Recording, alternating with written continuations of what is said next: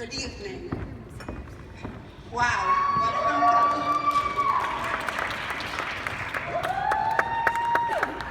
what a humbling experience it is to be up here in front of so many amazing people. Thank you so much to AAPD for awarding me the Paul G. Hearne Leadership Award. It is truly an honor to join the long list of impressive awardees. Congratulations to my fellow awardee, Alice Wong. How awesome is she?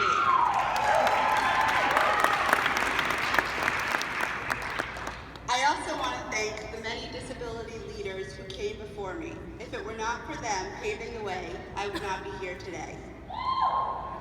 Thank you to my family, friends, boyfriend Josh, who is here, and mentors for their love and unwavering support, even when I take on way too many projects. Last, but certainly not least, I owe tremendous gratitude to Erin Andrews and Kara Ayers, the other co-founders of the Disabled Parenting Project, as well as Awesome Disabled Mothers. For as long as I can remember, I've wanted to be a mother. In fact, at one point, when I was much younger, I said I wanted to have 12 children, which is admittedly a bit outrageous. However, until nearly 5 years ago, I did not realize the significant discrimination I would likely face. I did not realize that others would believe I shouldn't be a mother simply because I have a disability. While working at the National Council on Disability and authoring the Rocking the Cradle, Ensuring the Rights of Parents with Disabilities and Their Children report, my eyes were opened to the many injustices parents with disabilities experience when exercising their fundamental right to raise families, and ignited my commitment to fighting these inequities and ensuring that families led by parents with disabilities are properly supported. One example of the injustices that parents with disabilities often face is Sarah Gordon's devastating story. Sarah is a mother with an intellectual disability who had a baby, Dana, in 2012. Shortly after giving birth, while still in the hospital, the Massachusetts Department of Children and Family Services placed Dana in foster care because they felt Sarah could not care for her baby because of her disability.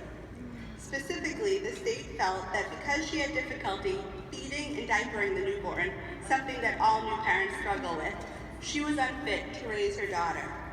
Sarah faced a heartbreaking fight to regain custody of her daughter. Her perseverance even led to involvement by DOJ and HHS.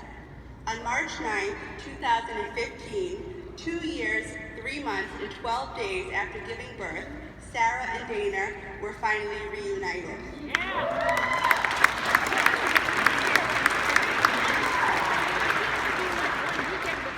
While this story has a happy ending, it does not erase the significant time a mother and daughter were unjustly separated. This is something they can never get back. Tragically, Sarah's story is not unique or uncommon. In addition to hearing the heartbreaking stories of discrimination, many parents I interviewed for Rocking the Cradle expressed frustration with the lack of availability of information and peer supports. For non-disabled parents, information abounds. There are countless blogs and magazines dedicated to parenting. Also, for non-disabled parents, it's not hard to find someone to talk with and answer questions. Yet, parents with disabilities are often not connected with other disabled parents. There's also very limited information available on disabled parenting, such as adaptive parenting techniques and services. While the use of social media has certainly improved this, it only works if you are connected to the national disability community, which, unfortunately, many are not. I knew we needed some type of program to support parents with disabilities and provide an avenue for information sharing, but did not know exactly what the project should entail. So, in true 21st century fashion, I turned to Facebook. Within 24 hours, I heard from nearly 60 members of our community, some parents and others prospective parents.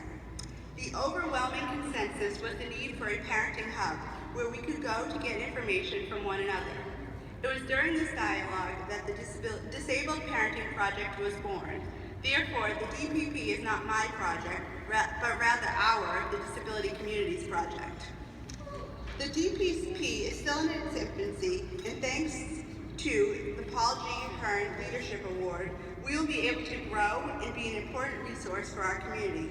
In fact, because of this award and the support from the community, I am proud to announce that earlier today, we launched www.disabledparenting.com.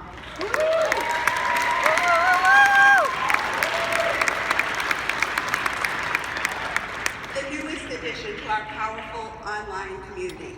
The DPP is an online community by and for parents and prospective parents with disabilities. While there are other sites out there that address certain aspects of parenting with a disability, the DPP is the first and only community to be developed by and for the entire cross-disability community, embracing the disability community's important mantra, nothing about us without us. The DPP provides an online space for sharing experiences, advice, and conversations among disabled parents, as well as those who are considering parenthood. We also serve as an information clearinghouse. Again, I encourage everyone to check us out at www.disabledparenting.com. A little more than 25 years ago, the ADA was passed with the goal of ensuring equality of opportunity, full participation, independent living, and economic self-sufficiency. While we are not quite there, we have had many successes.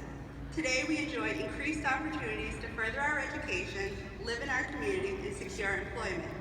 Nonetheless, we are still seen as unfit to parent. If something as fundamental as the right to raise children is not guaranteed for people with disabilities, significant cross-disability advocacy is certainly needed. I urge all of us to join efforts to remedy this. Thank you.